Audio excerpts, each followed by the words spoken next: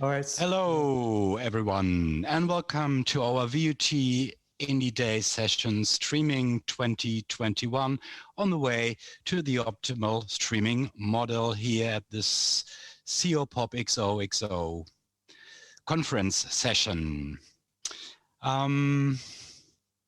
Today, we would like to talk about the optimal streaming, and I'm very happy to welcome our guests, Bas Grasmayer and Vickie Nauman here.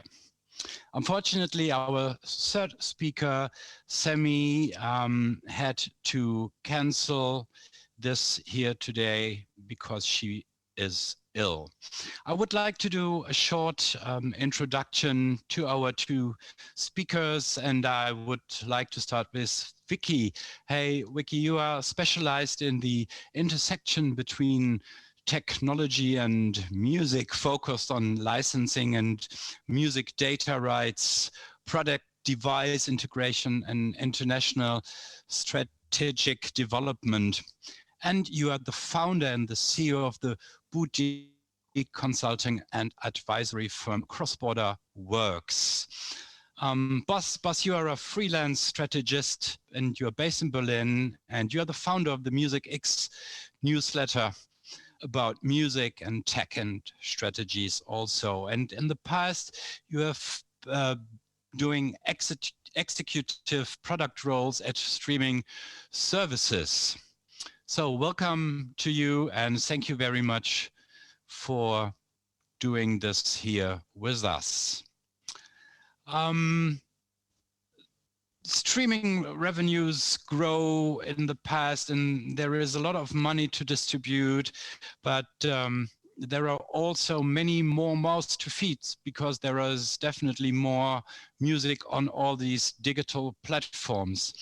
For instance, there is a nice Spotify example. In 2015, we had 16,000 artists on the platform, and they accounted for 90% of the streams. Last year, in 2020, with a difference of 5 years, there are 43,000 artists accounting for 19% of the streams. What do you think about this process in general? Well, I think that music has always been a hits-driven business, and when at the beginning of all of this, when we first had digital music, there was this idea and this concept of the long tail, and that there would be a democratization of music. That has happened in the sense of distribution, and there's a huge long tail of artists who can get their music out. And it's hard to even remember now, before digital, how difficult it was to go into the studio and make a recording and sell it, and there were just lots and lots of gatekeepers. But I think that what we're finding is that the money flow and the dynamics of volume-driven streaming services, meaning you get artists and labels and publishers get compensated according to the volume of streams. That doesn't necessarily work for all artists, and it works for those that are at the top of the charts, but it doesn't necessarily end up being a meaningful amount of income, because an artist may have music that you don't necessarily listen to on repeat. There's lots of other layers and layers to this, but I think that is one of the really core issues. I'll just jump right in there, I guess.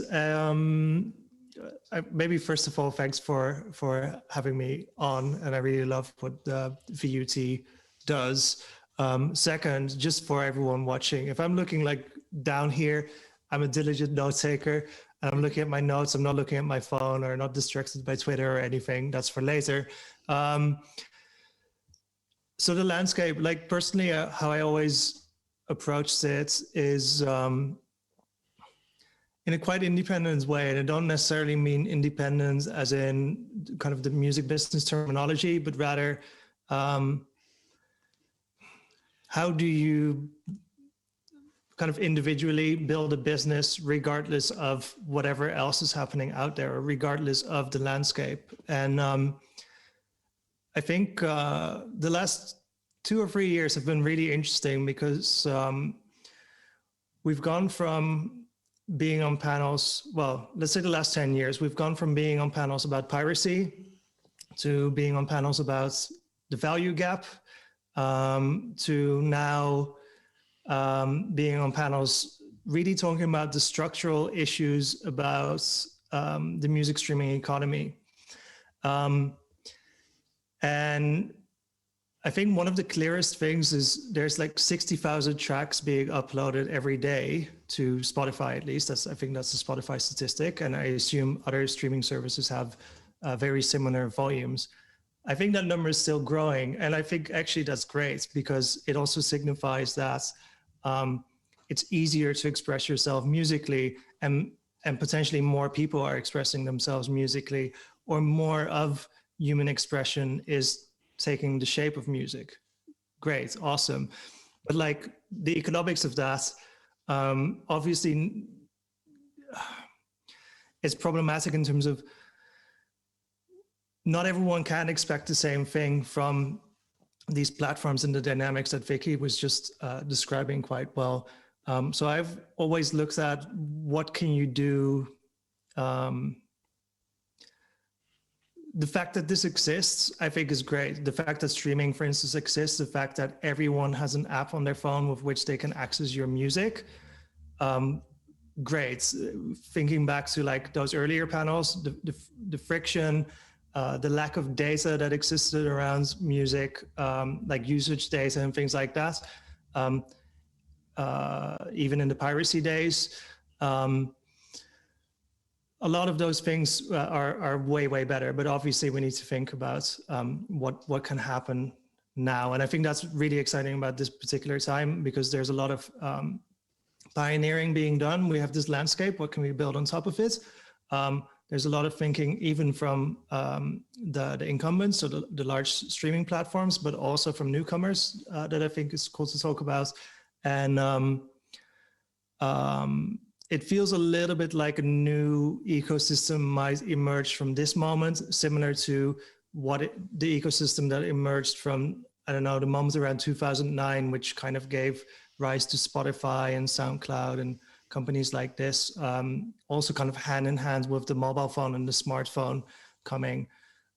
So I tend to like look at things quite holistically when I think about trends. When I think about strategy, I try to think really on an individual basis, like how can you make money regardless of this? And then as Vickie said, not all music is like hits driven or is like listens on repeat. So what can you do then as an artist, for instance? Can you think like how small can you think and how can you still generate a business model? And that's not necessarily compatible with the status quo of streaming, at least.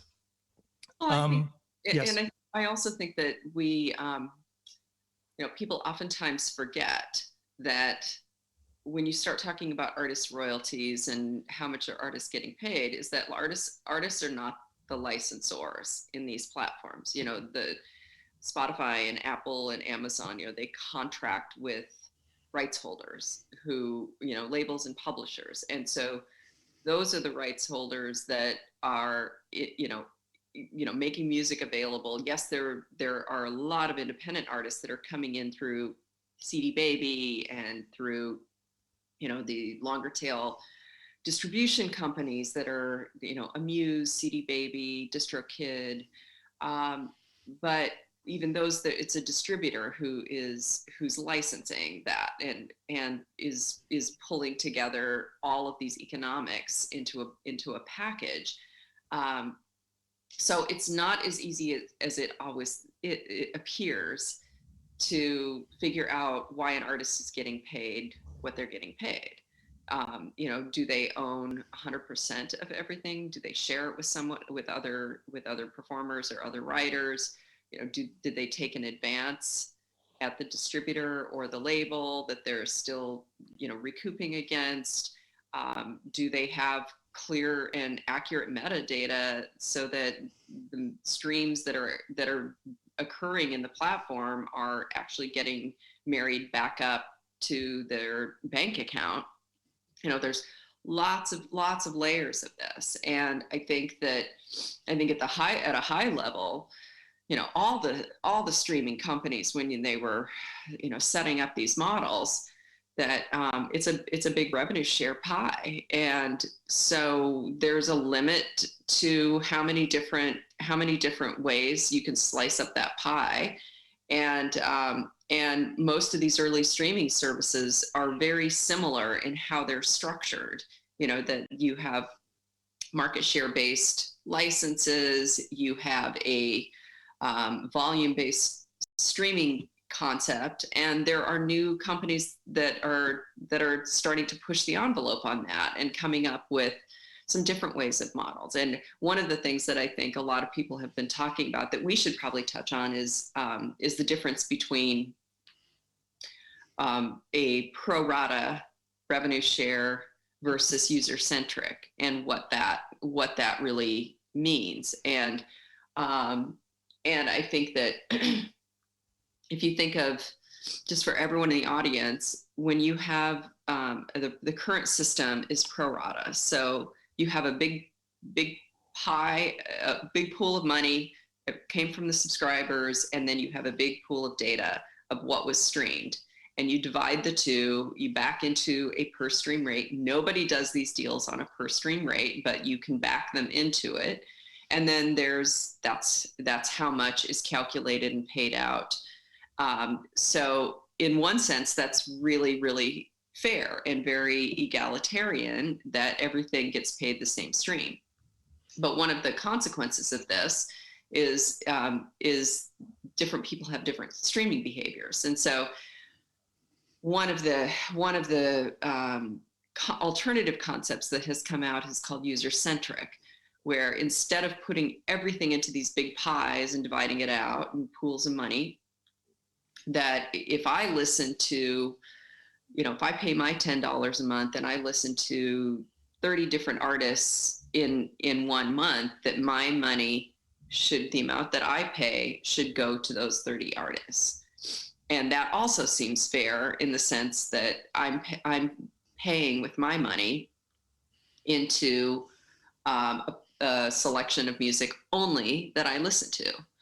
But that has complications too, especially when you start thinking about publishing and performing rights, where there are, micro shares and splits that would have to be calculated. And so there's a lot in there to discuss of what and I'd be curious to hear, Bas, what your thoughts are about user-centric versus pro rata. And we have SoundCloud that's actually taking a swing at this. Thanks for summarizing and doing the explanation part of the user-centric streaming royalties. I have a URL that I recommend everyone to check, which is Deezer, has a really nice, very simplified infographic. I'll give this URL at the end of the panel, because otherwise everyone's going to browse away right now. So stay tuned. So I think I was actually working at a streaming service when I realized what pro rata meant, which was I started in a research role, and I ended up leading the products. And as I led the products, I was trying to understand all the different aspects better. And I basically realized what I listen to is the money I pay is not necessarily going in full to the artist that I'm listening to. And I felt almost betrayed by the company I was working for myself, and by the entire landscape, because that was just the way streaming worked for quite long because of the types of deals. And it felt unjust. And I think that is probably correct. I think arguably, no, I think you could say that user streaming payments are more just, but I think it's interesting to consider what do user streaming payments mean or imply. So the economics of music streaming in general they've done things to music and to music culture, such as we have this playlist culture. We have a lot of tracks, you know, the intros are being cut. You have these kind of playlist edits is kind of being nicknamed, so that it's less likely that you get skipped in the playlist, so that you get like, you stay one on the playlist, and two, you might end up higher on the playlist if your skip rates is lower. Granted, your music has to be good. And this is like one example of how the streaming economics has changed music. And then I think it's interesting to think about what would user-centric streaming mean for the economics of music and the way people deal with music. For instance, if you make really, really intense, very long pieces of music, people can listen to, like, log in, listen to it once a month, and then they're like, well, that's enough music for me this month. And like, and they just don't listen to anything again. Or maybe they have like a really intense relationship with you where they just keep coming back to you. Maybe you release really a lot and like a lot of storytelling and things like that. And people just listen to you basically. Like, but what it does create is kind of this importance that you are able to hold your audience's attention on you, and that they don't go to other artists. So you get like, what is your listening share per user on average? Because if someone listens like really diverse, that's not good for you economically.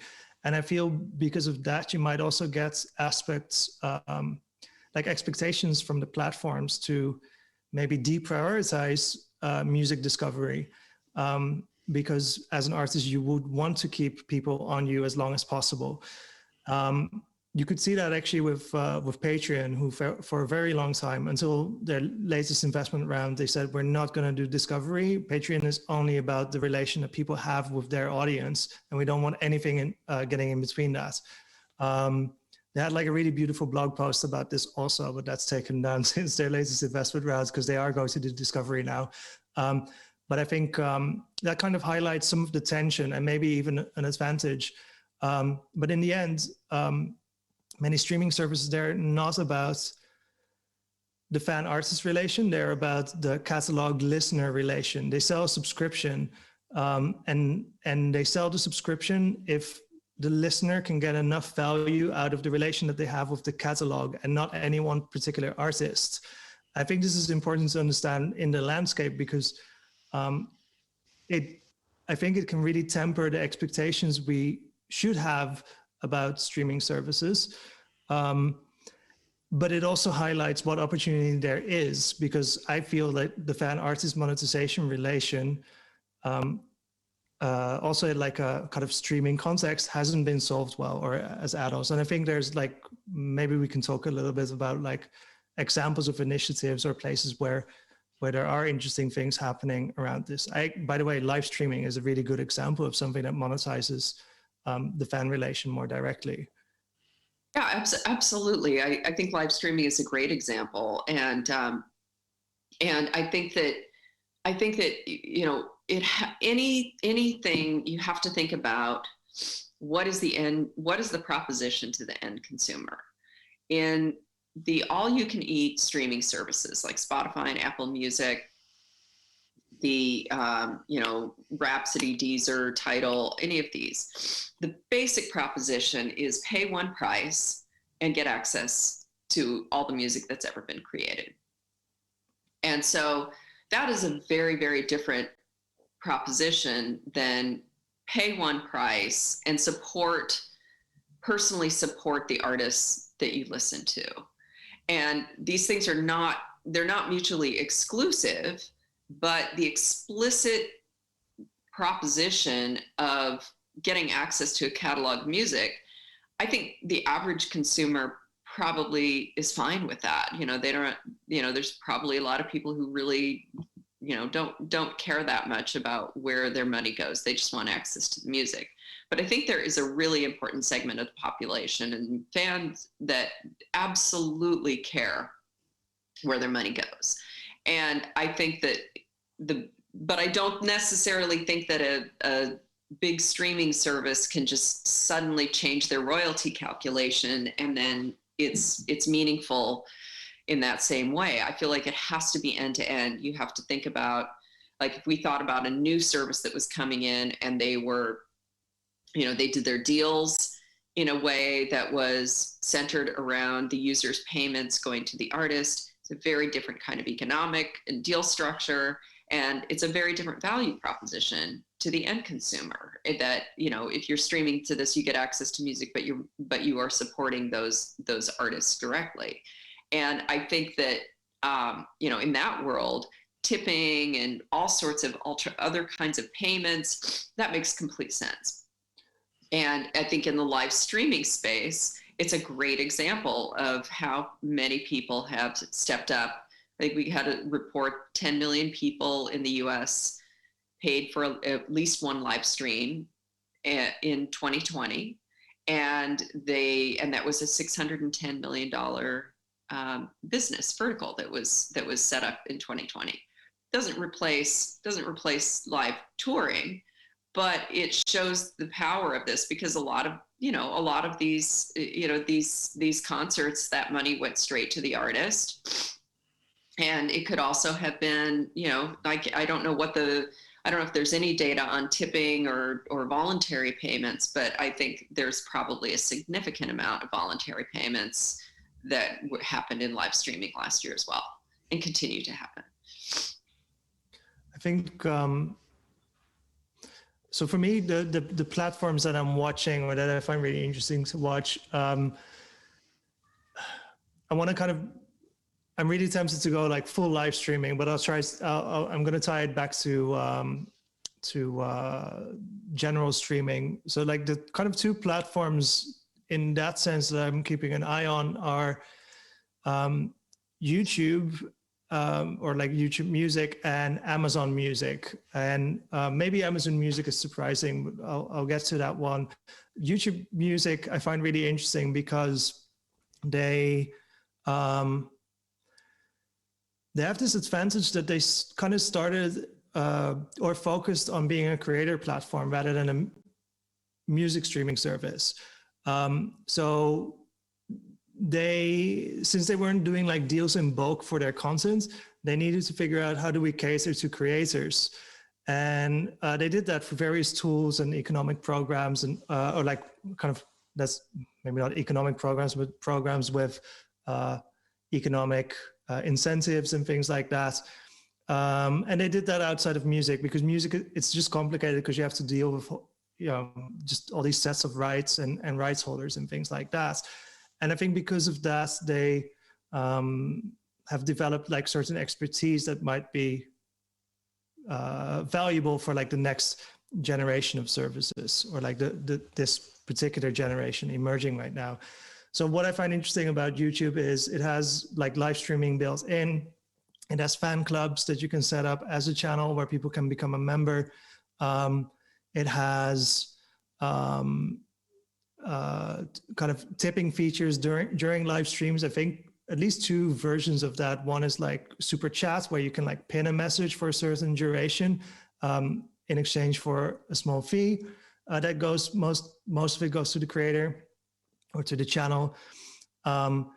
And you have like, I think they're called super stickers or something like that. Basically kind of custom emoji, similar to what you see in like WhatsApp or Messenger or Telegram or something like that, that you can like stick in the chats also. That also costs money. And that's actually similar to how the tipping works in Asian music streaming services. That looks like that. It's not that you just like send over money, like here's my money. There's like some exchange. You get something for it. Either your message stays visible longer, you're just more visible in the chat, you unlock a certain status or certain color for your nickname or something like that. There is some exchange to like motivate people, to incentivize people. And I think it's really cool that YouTube is playing with that. They've already have, I think this is last year's statistic, but like 30 million subscribers on YouTube Music, which is really not nothing. And they got there pretty quickly. So it will be interesting to see how that develops. And I like that it has like the monetization features. And then very briefly, because I want to hear Vickie's perspective on like kind of emerging things in the landscape. Very quickly, Amazon Music, what I find interesting to watch there is Twitch has had these features that I just described from YouTube for ages, either by streamers figuring out how to kind of hack it into their stream, or as like native on Twitch itself. Twitch, famous for like video game streaming, is now also used by musicians for live streams, but also like for kind of concert type settings, but also just for chatting or cooking with fans or whatever. That is owned by Amazon. Amazon Music is obviously owned by Amazon. And we see like the services getting more and more integrated, or like doing more integrations, kind of partnerships with each other. They're very separate teams. So this is like a slow process. But now artist profiles are coupled with their Twitch profiles, like in Amazon Music, meaning that if they go live, Amazon Music users who are a fan of that artist can get like a notification, I believe. And I think it will be really interesting to see how that integrates further. For me, this is like kind of one to watch. There's nothing exactly happening there yet, but I feel like it might just happen and something can like tip. No, I agree with you. And I think we are in an era now where for the first 5 or so years that all of these big, some of the most well-capitalized companies on the planet offering music and doing streaming services, that it was almost like it felt like it was going to be a death match of just, so music being in the hands of Apple and Google and Amazon, and Spotify is actually small in comparison to these companies, and then you have Tidal and Deezer and the landscape on streaming. And I think now there is this, we're reaching a different phase of the industry. All of those services are kind of coming into their own, where they're, Spotify's really differentiating with podcasts. Apple is also doing some things with podcasts. Everyone's experimenting with their user experience and their feature set. And what we have is a maturing of the market. And so now we've also got a lot of really small services that are coming up. We've got things like Gimme Radio that are focused on metal and country, Primephonic, which is classical, and then we have all these new fitness and wellness companies that are using music to light things up in their environments. So it's really exciting. I find this actually a really interesting topic. These niche services. So you mentioned Primephonic, and I can speak to that a little bit because I worked for a competitor who's also in the classical music space. And my initial, before I worked for them, and when I heard about them, my initial question was, why is this a good idea? Because I didn't see personally why a limited catalog service, why would people pay 10 euros a month to get less music? And I'm happy I asked that, because the founder of that service I'm talking about had a really good answer. And that became like the mission that I was focused on, which is in the case of Primephonic, and I'll just name it, it was called Idagio. And I think Cobus is also doing interesting things around this, is these services try to improve the metadata that exists around the music and make it more useful or more relevant for that particular genre of music. So, we talk about songwriters and songwriter royalties, and Spotify has done a bit to make songwriter, and maybe other streaming services too, to make songwriters more visible. But in classical music, the songwriter is like a really essential part of the information. Like, you need to know if it's like Beethoven or Mozart or, or maybe more recent composers. And this is like a way that people navigate the music. Then there's compositions, and of these compositions, in some cases there are hundreds of recordings, and people might be fan of a particular performer, or particular orchestra, or particular conductor.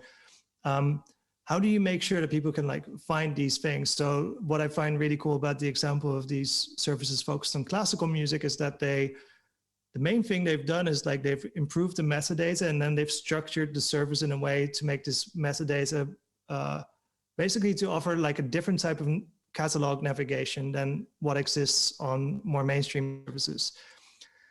And that means people can do different things with the service. And I think that's what people pay for. I feel music access was solved by piracy. Maybe it's a controversial statement, but like people are not paying for music access because it's there legally or illegally. Maybe, you know, in Germany, people are really careful with piracy, but in most countries you can more or less not get like an angry letter from some lawyer if you download some music. So I feel that problem was inadvertently solved by piracy. And then streaming came and they actually made it just way better, the access. It added like relations to specific artists. It added the fact that you can bring it with you all the time, that you don't have to download stuff and things like that. And now I feel there's so much more that can be added. And these are like the problems that we're talking about in the streaming landscape. They're actually potential use cases for new companies, I feel. I agree. And I think that I don't expect Spotify and Apple and Amazon and Google, YouTube to, you know, I don't expect them to have the ability to meet every single consumer's needs around music. I actually think it's kind of unhealthy to expect that. I think that, you know, the more that we can have new verticals, new kinds of experiences, new ways for people to engage with artists, I think it's going to increase the stability of the industry. And it's also going to open up a lot of innovation. And we're already seeing that. And I think quite a bit of the emphasis right now is on live streaming, but I also look at gaming. And, you know, the gaming industry is bigger than the music and film industry combined.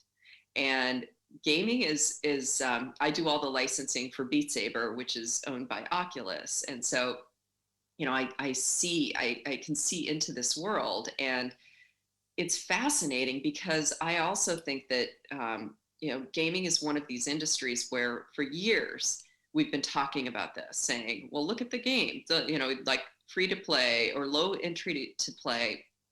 And then it's in-app purchases and companies are making billions of dollars.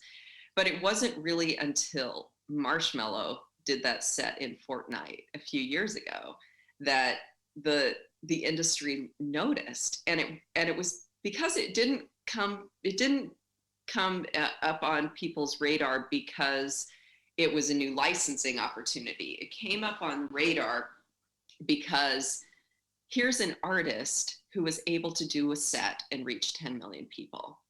And that changed a lot of the views in labels' eyes around gaming, and gaming almost overnight became a priority.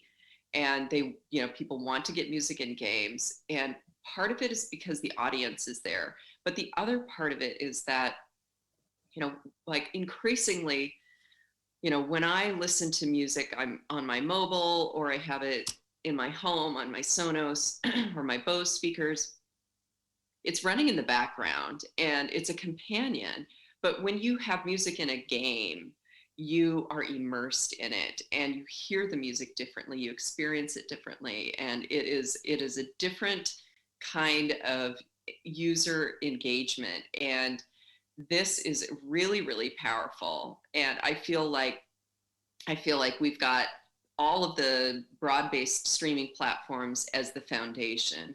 And then we have all of these really exciting things popping up in gaming and fitness and wellness and the, you know, Patreons and, you know, artist-centric platforms. I think we will probably see more things like, you know, individual artist subscriptions. Like I love what Neil Young has done with his music, where he's got, you know, he is Neil Young, so there's not everybody can do this, but he's got, you know, hundreds of thousands of subscribers to his archives. And it's a really, really innovative time right now. And I think part of it is because we do have this foundation the streaming services providing a lot of the revenues that are giving the industry stability. So there's an openness to experimentation now that there hasn't been before.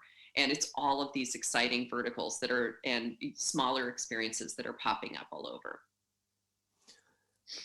I like the gaming example, and I mean, I grew up playing video games, and I only stopped whenever I didn't have like the budget to get like a computer that really could play games well, which is now solved with smartphones. But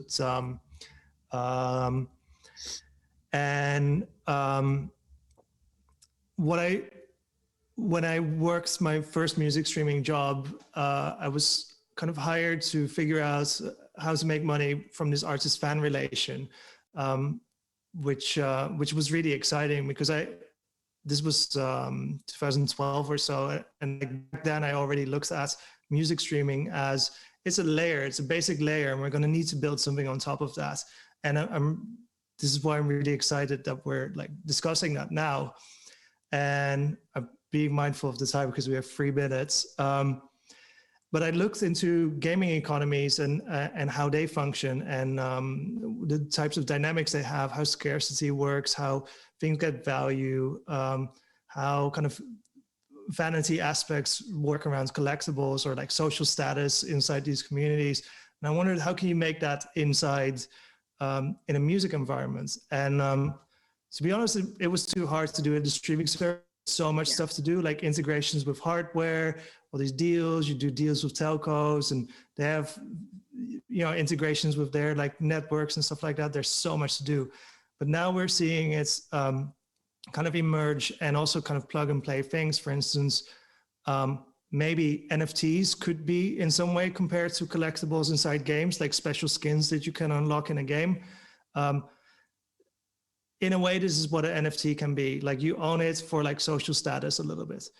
And Audius, as a new streaming platform, so just at least they one new company, they actually just integrated NFTs into their service so that you can show your collection of collectibles, basically. And I think that's really cool to start seeing that type of stuff emerging, these kind of economies of scarcity emerging inside platforms that are based on an economy of abundance at the same time.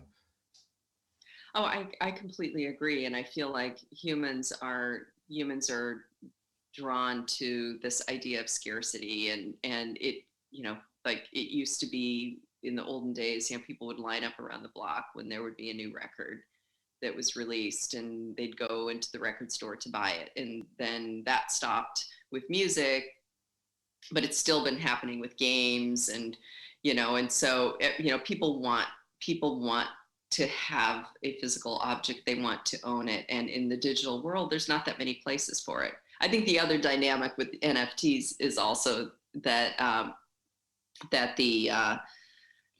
you know, that everybody who has digital currency doesn't have very many places to spend it right now. And so there's a frenzy, and I think that will probably even out. But I think NFTs are yet another thing like live streaming that are here to stay.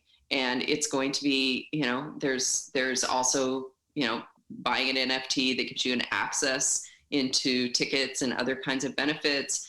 There is buying an NFT where you have a physical collectible and piece of art. And it's a, you know, it's an opportunity for artists and entrepreneurs to try to figure out what else they can add into their toolbox. I think we're running up on time. I promised earlier that I would mention a particular URL to get like an overview of like user-centric payments. I think it's deezer.com/UCPS, stands for like user-centric payment systems. It explains really well. Deezer is a service that's been long kind of lobbying for a shift to that. I'm kind of going to look to my for the viewers. It's like up to Robert to know whether we still have time or whether we should. 1 minute. 1 minute. All right. Well, any parting thoughts, Vickie? My only parting thoughts are really that I think we're in a golden era right now of innovation, and, you know, things are not perfect for everyone. You know, we certainly have issues of getting, I think, that big middle layer of independent labels and artists and, getting better royalties and revenue flow.